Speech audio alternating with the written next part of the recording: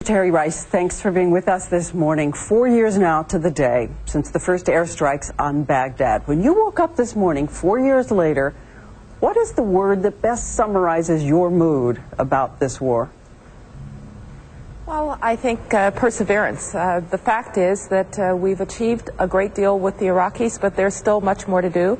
And of course, one is always thinks about the tremendous sacrifice, the men and women who have been lost in this war, and the innocent Iraqis who have died.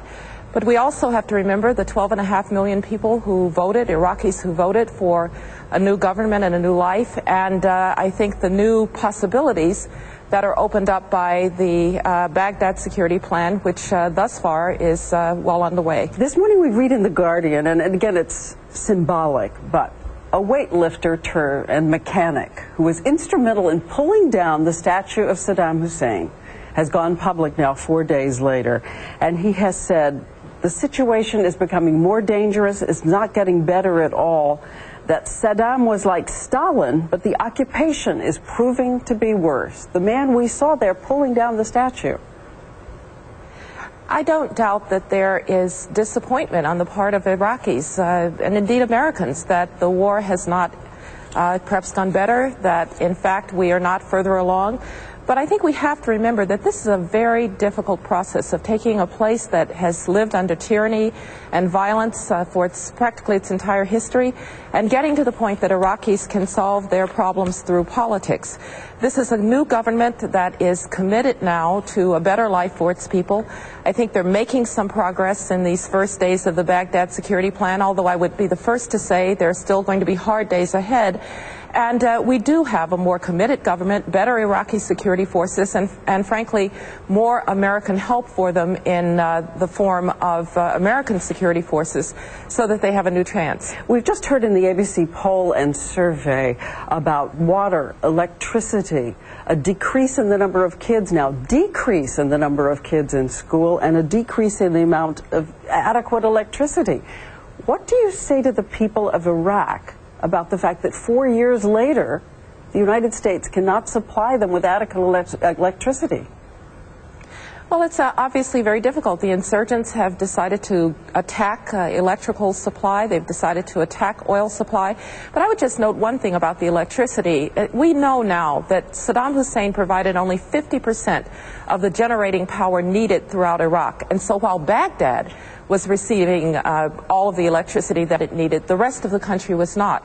And so some of these numbers can be a bit deceiving, but there's no doubt that the new government, with its investment of nearly $10 billion of their own money in infrastructure projects, is going to be able to do a better job with our help of providing for the Iraqi people. On this morning of 3,218 U.S. military fatalities and 24,042 U.S. wounded, not to mention the some 60,000 Iraqis who have been killed. On this morning, would you say to Americans that if it takes 4 more years and another 3,000 fatalities, that you'll stay the course, that that must be done too? Well, Diane, first we have to recognize the tremendous sacrifice, and nothing that we can say is ever going to lessen the hurt for those families that have lost loved ones or for those whose lives have been irrevocably changed. But I would say that the sacrifice, that nothing of value is ever won unless there is sacrifice. I would also say that we need to complete the job, because to leave in Iraq in the hands of the likes of the finally demised Zarqawi, the al-Qaeda that are there, to leave Iraq in the hands of killers and to leave it unstable would have untold consequences for the region and for our security at home.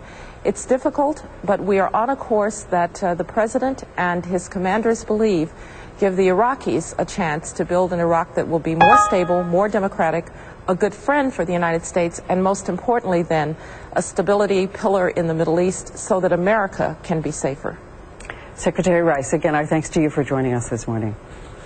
Thank you. Well, maybe you can take some consolation in the fact that something you created is making so many people happy. Oh, look at me. I'm making people happy. I'm the magical man from Happy Land in a gumdrop house on Lollipop Lane. Oh, by the way, I was being sarcastic.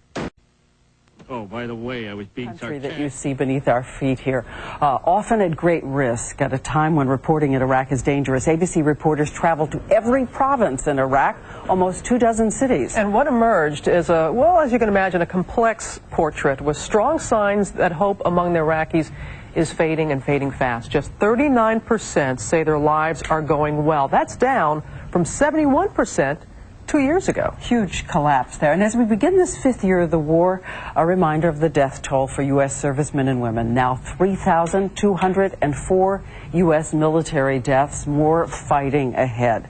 But we want to go right to the extraordinary portrait of the human situation in Iraq. Questions answered just before the surge into Baghdad. Those additional troops moving into Baghdad. And Chris Cuomo's going to start us off. Chris. That's right. The poll was very impressive. We had 103 interviewers going door to door, speaking with over 2,000 Iraqis in person. They went through hundreds of neighborhoods, getting eyewitness reports of bombings, shootings, and beatings. As they traveled from home to home, the message got stronger and stronger. And that headline is that the widespread violence in Iraq has touched nearly every Iraqi citizen, and it's taking an enormous toll on their hopes for the future.